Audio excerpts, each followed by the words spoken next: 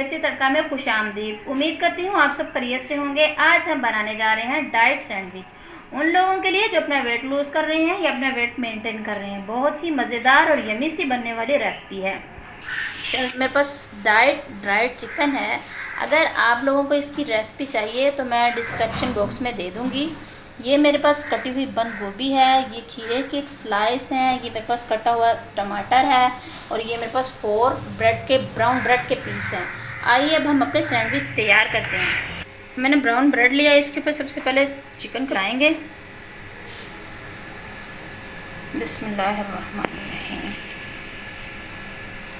अच्छे तरीके से चिकन लगाएंगे। तकरीबन 80 ग्राम जो है ना हमने चिकन लेना है प्रोटीन के लिए। अब इसके ऊपर बंद गोभी, खीरे के स्लाइस,